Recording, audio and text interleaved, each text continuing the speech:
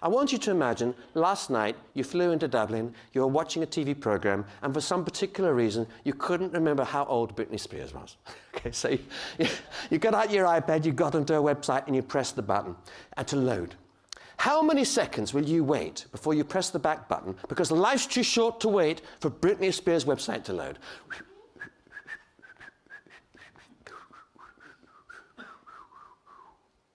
Put your hands up if you just know that you would press the back button in a hotel room late at night in less than 5 seconds because life is too short to wait any longer than that.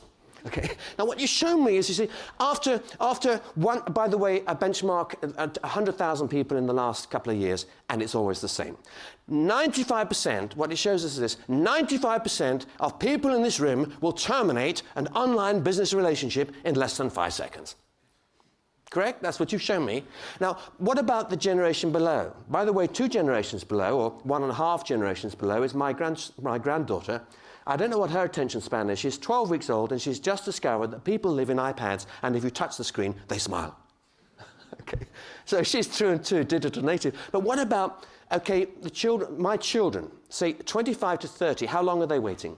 Well, some of you are of that age group. How long is a 25-year-old waiting? 5 seconds? You must be kidding.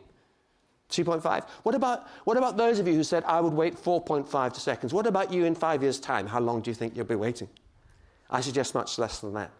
If we just keep in mind the 5-second test for a moment, and it goes a bit like this. After 2 seconds, you think there must be a problem with the web connection in the building where you are. After 3 seconds, you're blaming there's something to do with the web itself, something else has happened. Or after 4 seconds, you are extraordinarily irritated. And after 5 seconds, you have lost the will to live. And as I say, you have exited. So, now, why does it matter? It really, really matters because some stuff on the web is so slow. And by the way, the marketing stuff is so irritating. Sorry, I shouldn't have said that. I'm now describing as a human being. See, let's take the example of transferring a campaign from a desktop, as we've been talking about, right through to a mobile device. We know that if the person is at a desktop, they'll probably wait 7 seconds. But if they're on the iPad, like you last night, they wait 4.5. But on the iPhone, how long will they wait? Probably only 1.2. So we've got entirely different responses from the same people using different channels, which explains why it is that the campaigns we're running at the moment do so badly in the mobile world. Because they're engineered for people with a longer time span than we've really thought about. So we need to completely rethink every aspect of the relationship. Here's another question. We live in England, and where the electricity companies charge you in advance for an estimate of what they think you will use. And they usually charge us too much. So they owe us about £1,000. So my wife is phoning them up and to try and get our money back. So she presses 1 for accounts, press 2.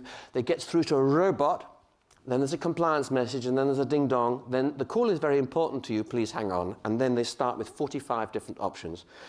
And you can't remember them, so you have to go back and press the whole lot again because you can't remember what the first one was and the second one, and the other one doesn't work.